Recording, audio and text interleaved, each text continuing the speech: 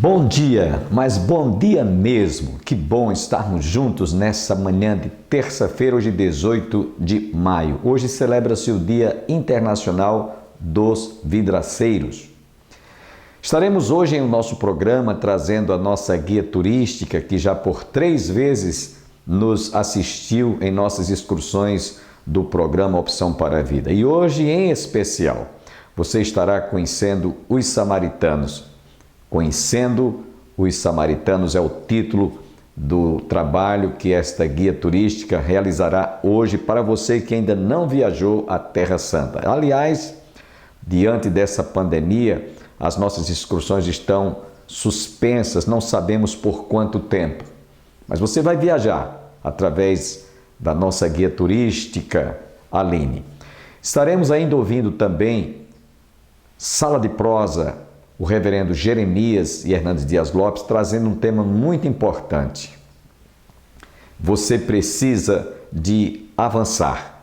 Avance, mesmo que os obstáculos estejam altos, as muralhas estejam quase que intransponíveis, as dificuldades, crise da saúde, crise na família, crise econômica, você precisa de avançar. Não podemos cruzar os braços. Não podemos parar, temos que avançar. Tem muita estrada ainda pela frente. E nesse instante eu gostaria de que você, juntamente comigo, orássemos pela paz em Jerusalém. Lá no Salmo 127, o salmista diz: orai pela paz em Jerusalém. Haja paz dentro dos seus muros. E nesses dias de tantos conflitos promovidos pelo Hamas, um grupo terrorista terrível, que quer riscar Israel do mapa, que quer dar um banho de sangue em Israel, está provocando um grande conflito, uma guerra ali entre os países que formam o Oriente Médio. Mas vamos orar para que Jesus, o príncipe da paz, possa realmente trazer paz para toda a terra de Israel. Pai, nós te louvamos agradecidos por essa oportunidade, quando nós outra vez nos reunimos para recebermos a Tua inspirada palavra. Fala ao nosso coração através de todo este programa. Mas em especial te pedimos por Jerusalém. Haja paz dentre os seus muros. Haja paz em Jerusalém. Haja paz em Israel. Repreende todas as forças, todas as potestades do mal contra aquele povo que se chama pelo Teu nome. É o que eu te oro e te peço, agradecido, em nome de Jesus. Amém. Fiquemos com a nossa guia turística, Aline, com o tema Conhecendo os Samaritanos. Shalom e bem-vindos de volta ao Israel com a Aline. Hoje nós vamos à região da Samária e vamos conhecer os samaritanos. Vocês sabiam que o povo samaritano da Bíblia existe até os dias de hoje? A gente vai conhecer um pouco das suas origens, histórias. A gente vai inclusive entrar numa sinagoga samaritana. E hoje, segundo o calendário samaritano, é a Páscoa e por isso a gente foi convidado a participar da cerimônia da Páscoa samaritana, que se faz como era nos tempos bíblicos. Inclusive, eles seguem fazendo o sacrifício do Cordeiro Pascal. Então se preparem porque o vídeo de hoje vai ser cheio de história e cheio de novidades. Então, se vocês estão preparados, vamos começar! Vamos começar aqui no Monte Gerizim, que é o Monte da Bênção, segundo a própria Bíblia, e é o local mais sagrado e mais importante do mundo para os samaritanos. Mas quem são e como surgiram os samaritanos? Para a gente entender essa parte da história, a gente tem que voltar 3.000 anos atrás na história, quando havia um grande reino judaico e dentro dele viviam todas as 12 tribos de Israel. Até que, no ano 930 a.C., com a morte do rei Salomão, esse grande reino vai se dividir em 2 reinos. O reino do norte vai se chamar o Reino de Israel e vai ter a maioria de 10 das tribos de Israel, e o reino do sul se chama o Reino de Judá. Mas tudo vai mudar no ano de 722 com a invasão assíria. Eles destroem o reino de Israel e vão pegar as 10 tribos de Israel que viviam lá e mandar elas para o exílio. E por isso a gente conhece elas como as 10 tribos perdidas. E os assírios também trazem outros povos da região para viver no lugar onde as tribos de Israel viviam. Segundo a tradição samaritana, eles são os remanescentes do reino de Israel. Quer dizer que quando os assírios expulsam as 10 tribos, eles não expulsam todo mundo, e sim que parte das tribos de Menassê, Efraim e Levi seguiram vivendo nessa região e que eles são os samaritanos. A própria Bíblia nos relata que sim, haviam remanescentes das 10 tribos de Israel que nunca foram expulsos. Mas parte do reino de Judá, o reino do sul, principalmente depois da volta do exílio da Babilônia, acreditavam que os samaritanos, eles sim se misturaram com populações trazidas pelos assírios e que eles não eram 100% parte do povo e das tribos de Israel. E assim começa uma rixa entre os samaritanos e o resto do povo de Israel que vivia no reino de Judá.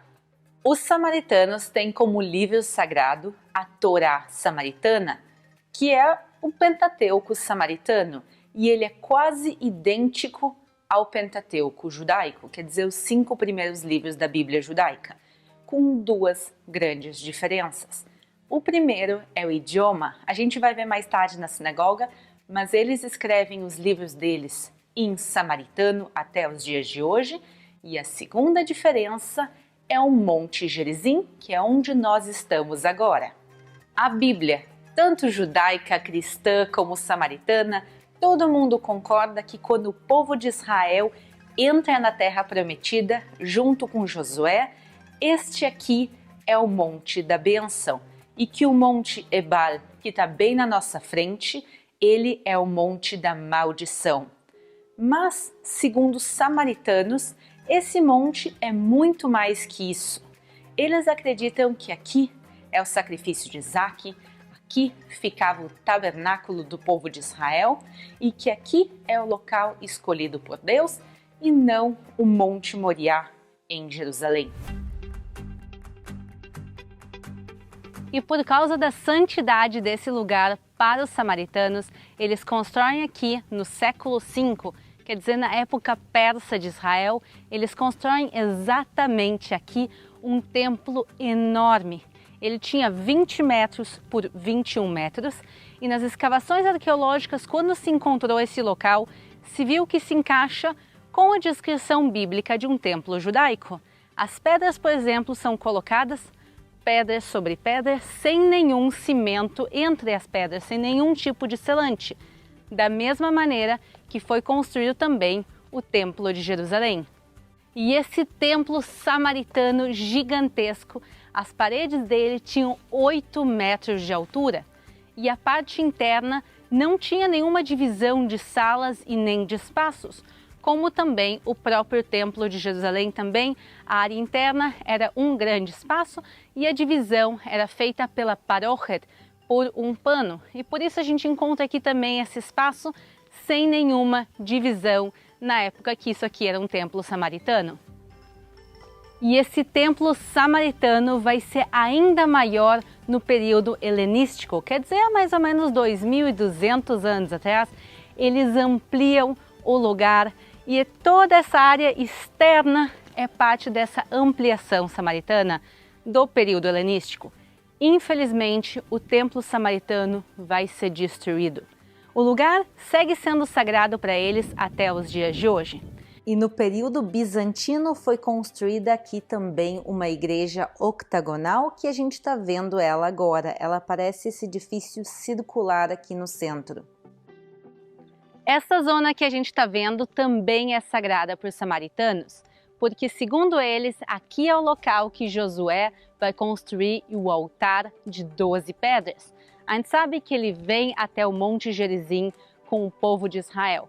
E segundo a tradição samaritana, esse é o local exato onde ele faz esse altar.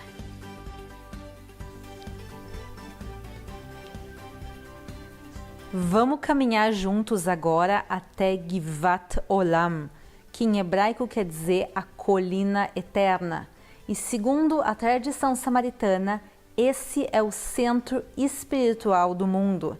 Eu sei que às vezes é impressionante pensar que o lugar é tão simples hoje em dia, mas para o povo samaritano, esse é o centro espiritual do mundo. E o lugar mais impressionante de todos, na minha opinião, é esse local aqui tão simples. Segundo a tradição samaritana, aqui é o local do sacrifício de Isaac. Segundo a tradição judaico-cristã, o sacrifício ou quase sacrifício de Isaac acontece no Monte Moriá, hoje em dia em Jerusalém, mas para os samaritanos essa passagem acontece aqui no Monte Gerizim e mais especificamente nesse ponto aqui, atrás dessa cerca. E aqui, aos pés do Monte Gerizim, a gente vê que tem uma cidade que se espalha, que ela é enorme. Essa é a cidade bíblica de Shem, também conhecida em português como Siquém. Então a gente vê como às vezes tem lugares bíblicos tão perto um do outro. Agora a gente vai descer da parte histórica do monte e a gente vai para Kriat Luza, que é essa parte moderna onde a maioria dos samaritanos vivem hoje em dia.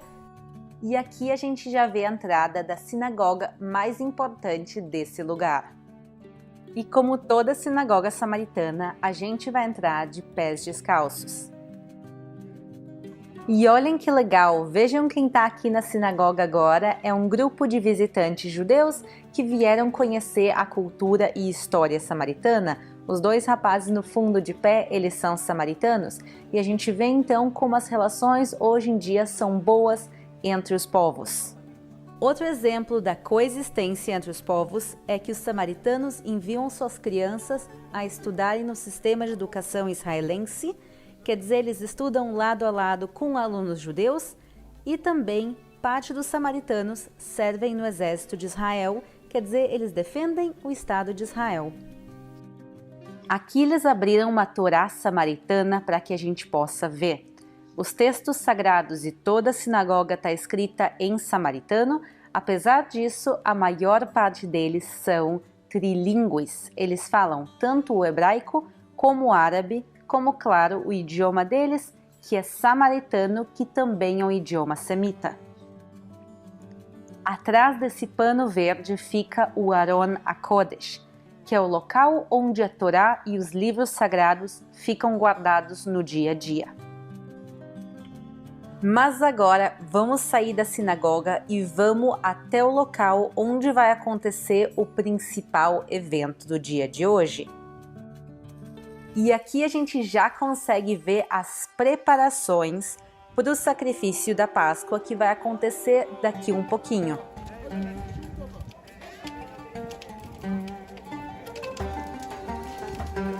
Como vocês conseguem ver atrás de mim, já acenderam o fogo e realmente está uma bagunça, gente vindo, chegando, se preparando, porque daqui um pouquinho vai começar o sacrifício em si. E deixa eu mostrar para vocês o que tem aqui do outro lado.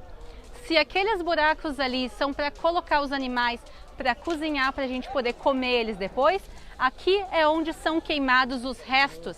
A gente sabe que nada pode ser guardado de um dia para o outro e por isso tudo que não se comer hoje e as partes também que não se podem comer, elas vão ser queimadas aqui.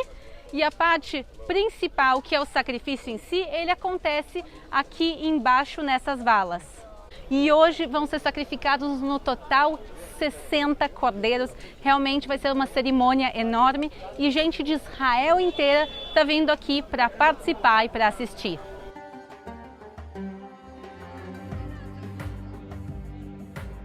O momento está chegando, pessoal. A gente já pode ver aqui os animais que estão chegando.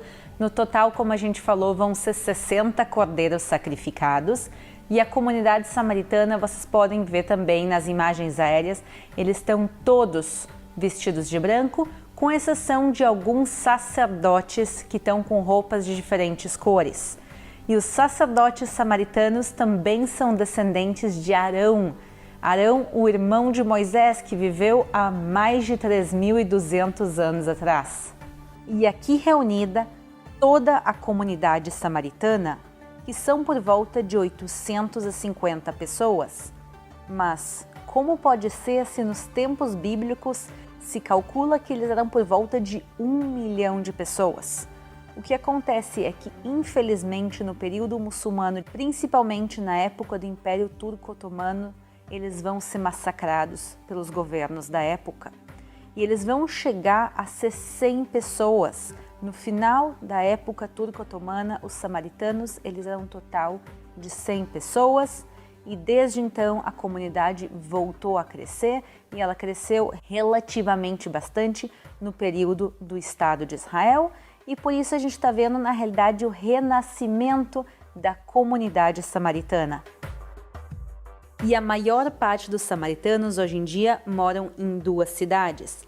Uma é aqui no Monte Gerizim e a outra é em Holon, que fica próximo de Tel Aviv. E agora sim está começando a cerimônia da Páscoa.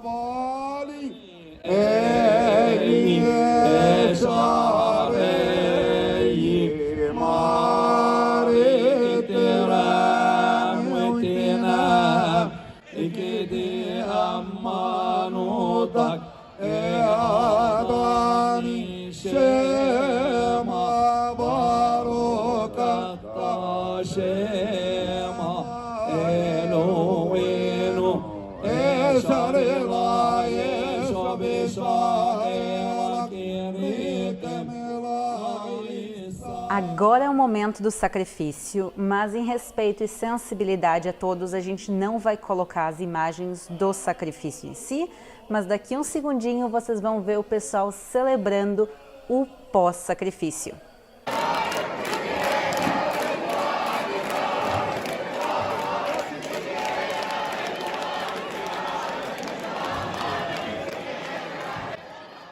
Agora eles vão pegar, marcar suas testas e passar com pratos cheios de pão ázimo e também ervas amargas, como está escrito no livro de Números, que tem o cordeiro pascal, as ervas amargas e o pão ázimo.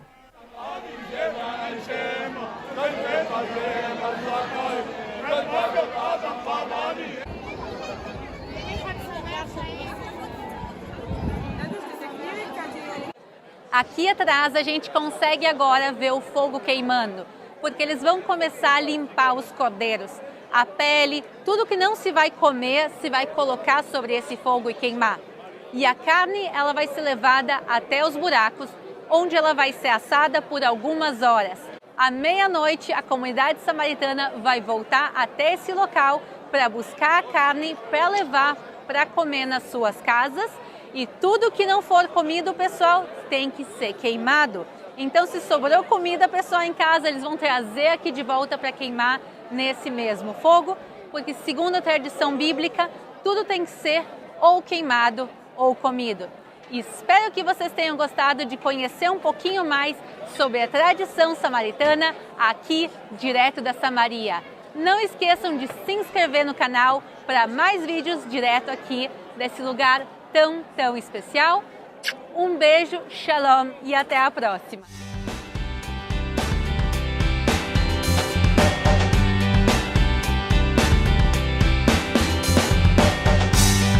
Ô, gente boa! 2021! Salmo 65:11. Coroas o ano com a tua bondade. É para avançar, hein? 2021, avance. Eu sei, dona, que você tá olhando, nem observou que a almofada tá ali aparecendo na ponta. Era só para ver a língua dos linguarudos. Avance em 2021, mestre. 2020, como é que foi aí a jornada? Eita, rapaz, que ano fantástico, hein? Maravilhoso, maravilhoso. O mundo entrou em colapso, mas a igreja ficou firme, porque a crise vem e passa, e a igreja permanece. Viva, dinâmica, com lutas algumas, com Travadas travada em outros brutais. lugares, mas aqueles que ousaram confiar na providência de Deus e se adequaram para anunciar o Evangelho, tiveram experiências marcantes. Ô, mestre, uns maravilhosas. amigos, né? Eles disseram, cadê meu iPhone? Ficou por aí, o seu Ficou tá aí, por mestre? aí? Não, eu deixei também lá. O cara fazia com o iPhone assim, dizia, isso é do capeta. Aí, menino, trancou tudo. Ele teve que pôr o Mas diabo na mão. Deixa eu te contar uma história boa do Adalto Lourenço. Ele estava no avião e estava lendo uma mensagem no iPhone. Aí uma pessoa do lado falou, o senhor sabia que esse troço é do capeta? Falou, esse aqui não, esse aqui eu comprei e paguei. Esse aqui é meu. Esse é meu. Esse é meu. Ô, gente boa, 2020 a igreja teve que, em muitos lugares, né, mestre? Trancar, e muitas denominações, trancou as portas. E aí a igreja foi todo mundo para dispersão online. Aí caiu a zero, porque todo mundo virou global. Ninguém virou brutal, né? Mas todo mundo virou global, menino. Como é que você avalia, mestre, o 2020? O grande aspecto, acho que o 2020 acordou a igreja para um fato. Nós, quando digo nós, a maioria, estava desatenta à necessidade da conexão com o mundo contemporâneo, na área da comunicação virtual. Certíssimo. Então, as igrejas estavam pregando, igrejas médias e até grandes, para dentro, para as quatro paredes. E não estava preparada tecnologicamente, através das redes sociais, para levar o evangelho para fora das quatro paredes. Então, quando fechou, tomou um susto. Ô, mestre, eu tomou um susto. Estava rindo e falando lá com a oitava, menino, que Deus falou assim, vamos acelerar essa turma. Nós vamos mandar o Coronga, lá a gente chama o Coronga. Coronga. Mineiro, varão, é só para também relaxar, né? Vamos acelerar os pastores, acelerar a igreja.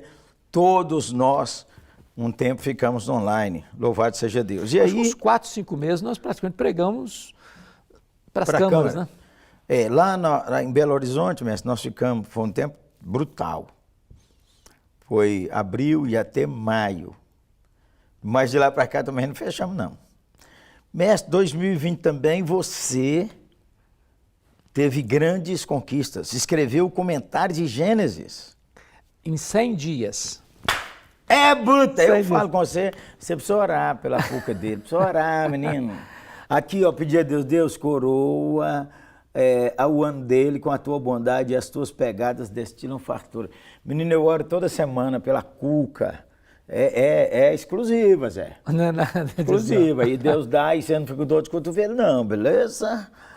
100 dias, mestre. Mas foram 8 a 10 horas por dia, o Gerê. Estudando, escrevendo? Debruçado exclusivamente nisso. Porque não podia sair de casa. Os cultos a gente fazia na igreja, ligava a maquininha lá e pregava. Então, falei, ficar parado, você tem que fazer alguma coisa, senão você fica maluco. Ô menino, o contraste foi que mês, mestre? Março, abril, maio, junho. Ô, gente boa, no mês de abril eu tive uma travada brutal. Eu não conseguia nem ler minha Bíblia certos dias, mestre. O que houve? Mestre, eu cheguei numa situação assim, sabe? Trancou a oitava, assim, de um dia para outro. Nós estávamos assim, lindo, 5 cultos cheios, escola bíblica, crianças, plantando novas igrejas. Aí o conselho da igreja decidiu, fechamos. Meu pai.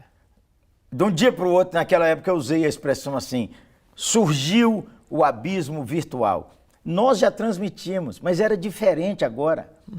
Então, nossa equipe pastoral com 12, eu falei, pular! Nós pulamos o abismo virtual, irmão, e nós tínhamos que aprender tudo. E onde é que nós íamos achar os crentes da oitava? Porque você sabe, no online, o cara vai com os brutais da internet, o Mestre Hernandes, Nicodemos, Subirá, os topzera e o sertanejo. Mestre, aconteceu lá que nós estávamos com um culto de jovens, online, lindo, 200 presentes ali, o negócio pegando, aí começou a live do sertanejo, 70. A concorrência é desleal. Aí, mestre, nós ficamos num tempo difícil. Tive que ir para o médico, fui no médico psiquiatra, tomei uns remédios, estou tomando ainda. Calibrou minha cuca, esses dias eu voltei. Calibrou lá. a cuca é boa. Demais. Esses dias eu voltei lá, mestre, ele falou comigo assim, ó, Você tá calibradíssimo. meus remédios não fazem o que aconteceu com você não, pastor. Ele é um médico crente lá da Batista Central. O senhor passou por um avivamento e o senhor não percebeu. Glória a Deus. Glória a Deus. Então, 2021, o mestre casou a menina. Pois é. Tem que celebrar aqui publicamente. Pois é. E o que é curioso é que eu peguei Covid na semana do casamento. Como é que diz no sertão? Nem saiu o assovio, sala de prosa. E olha, eu chorei bastante, mas Deus foi tão bom que o casamento que deveria ser para um grupo limitado foi transmitido para milhares e milhares Deus de pessoas seja no louvado. Brasil e no mundo. Porque o dia que precedeu o casamento, dia 28 de outubro, foi o pior dia da minha Covid. Eu estava sem ar, em pânico, como afogando no seco, como diz o outro. Ó, menino, afogando no seco é brutal. É terrível. E aí o médico cuidou bastante de mim para me dar uma fortalecida. E eu preguei o sermão De casa. de casa. Apareceu lá no telão. De terno e tudo mais. Eu botei terninho novo. Novo, Em sapato, casa, sapato meia. novo, meia, tudo novo. Como se eu estivesse Isso lá. aqui é o pai, menino. Como se eu estivesse lá. E foi marcante, foi emocionante. Deus é bom. Ô, E Deus mestre. nos tirou da Covid. Tive a Covid também, menino. Eu tive 4 quarentenas, mestre. Encostei no cara no começo, o cara descobriu depois que estava. O médico disse quarentena. Depois encostei no outro, também quarentena. Depois eu espirrava e tal, o médico disse, faça o exame quarentena. E depois peguei o bicho. Menino, naquele tempo de... Agora nós estamos mais entendidos. Mas naquele tempo de abril, a gente achava que a gente abria a boca, o bicho entrava. Meu Deus. Mestre, nós vencemos. 3 dicas para o cara avançar em 2021. Boa. Primeiro, você entender que quem está no controle da sua vida é Deus. E Ele está lá no futuro como está aqui agora. Então, descansa. Descanse no cuidado dEle. Segundo, atualize-se. Se você é um crente, não deixe a sua vida espiritual ficar no virtual. Tem que ser no real. Tem que ser no real. Vida com Deus, presencial, todo dia. Terceiro, ouse esperar coisas grandes e trabalhe para coisas grandes. Não é porque o mundo está aí meio em lockdown, aqui, ali, acolá, é que você vai dar marcha ré. A crise é tempo de oportunidade, é tempo de crescimento, é tempo de avançar, é tempo de crescer. Primeiro, vacine seu coração com a Bíblia, para você sair desse medo. Reabible-se. Reabible-se, ó. Isso é o primeiro. Segundo, evangelize, a janela está aberta, gente do céu, todo mundo, tem muita gente com medo, é hora da igreja levantar. Evangelize. Terceira dica, quer romper mesmo, você, sua igreja, console. Esse é um tempo que quem tem a palavra da consolação é a igreja. O Senhor Jesus ressuscitou, Ele está vivo, 2021 será brutal, menino. Amém. Mestre, Glória a Deus. ore para nós avançarmos, agora. por favor. Deus querido, nós te agradecemos, porque Tu és o mesmo Deus, o Deus de perto, o Deus de longe, o Deus do vale, o Deus da montanha, o Deus da hora da saúde, da hora da enfermidade, o Deus da hora do lockdown e a hora também das portas abertas e franqueadas, o Deus que age agora como agiu no passado. E nós queremos te pedir que Tu renoves o ânimo do Teu povo, que Tu reavives o coração do Teu Senhor, povo. amém. Tu plantes a semente bendita da esperança no coração do Teu povo. E que este ano seja um ano de avanço, de conquistas, de vitórias e de uma grande colheita para o Teu reino, em nome de Jesus. Amém. Amém. Amém.